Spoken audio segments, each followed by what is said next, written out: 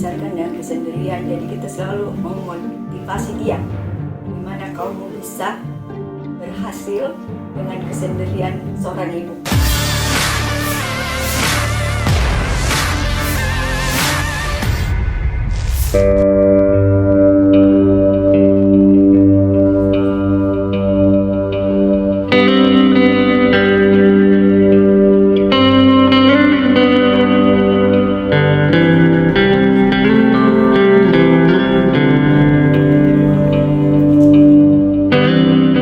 Andi Harliah Patundru adalah seorang ibu yang penuh keteguhan dan semangat juang.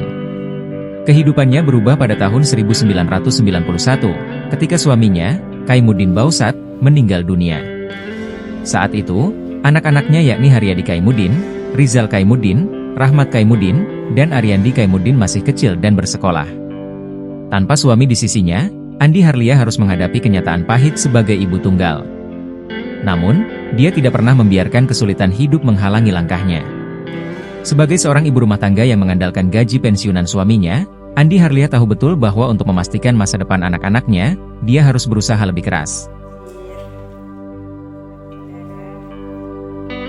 Kita mulai dari ini bisa begitu karena dari kecil ya dengan orang bapak ya.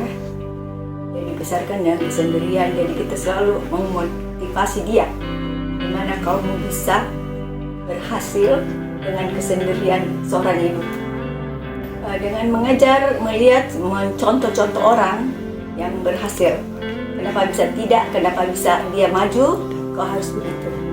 Dengan tekad yang kuat, Andi Harliah memulai usaha kecil-kecilan untuk memenuhi kebutuhan sehari-hari. Ia menerima pesanan kue-kue dari kantor-kantor. Ia juga menjadi pedagang dan tukang cicil pakaian di kerabat, sahabat, dan tetangganya di Jalan Mapaudang, Kecamatan Mamajang, Selatan Kota Makassar. Hingga sebelum pandemi, bisnis jualan pakaian itu masih dijalankan sang ibu dari rumah. Ya, belajar. Tidak ada yang sukses tanpa usaha. Jadi kita harus usaha. Bagaimana caranya? Mulai dari bawah harus mau melihat orang yang ke depan. Orang-orang maju ke depan, kita harus contohi dengan kesederhanaan kita, dengan kemampuan kita. Jangan dia orang yang ke atas ya, tapi dia ke bawah, bagaimana orang-orang dia bisa berhasil. Andi Harliah mengajarkan anak-anaknya untuk tidak pernah merasa malu dengan keadaan mereka. Meski hidup dengan penghasilan pensiunan yang terbatas, dia menanamkan dalam hati anak-anaknya bahwa dengan keikhlasan, doa, dan kerja keras, segala sesuatu mungkin tercapai. Dari situ, hasilnya mulai terlihat, di mana Haryadi, Rizal, Rahmat, dan Aryandi tumbuh menjadi anak-anak yang berprestasi dan sukses, mengikuti jejak ibunya yang tidak pernah menyerah. Alhamdulillah, karena dia kebetulan ada sedikit, mungkin agak pintar ya. Dari Haryadi itu kakaknya, dia sekolah di SMP 3, terus dia SMA 3 Bandung, itu dapat beasiswa dari Haji Kala. Sampai bisa masuk ITB. Pertama. Nah, terus si Rahmat itu dia masuk di SMA Taruna. SMA Taruna Magelang yang sama dengan AHY. Dia sekelas yang AHY. Sudah itu tamat, dia dapat lagi beasiswa dari Bosowa untuk sekolah di MIT. Ya, di Amerika. Mungkin karena di lain pihak dia melihat bagaimana ini anak bisa, tapi tidak mampu karena dengan seorang ibu ya, dengan pensiunan gaji pegawai tidak mungkin ya kita bisa. Karena Allah di atas, kenapa bisa? Semua bisa kalau memang ada. Setiap kali ia mengunjungi anaknya yang berhasil mendapatkan beasiswa di ITB, dia merasa semakin termotivasi. Dia bekerja keras, tidak hanya untuk memenuhi kebutuhan keluarga, tetapi juga untuk menunjukkan kepada anak-anaknya bahwa segala sesuatu bisa dicapai, meskipun dengan tantangan yang berat.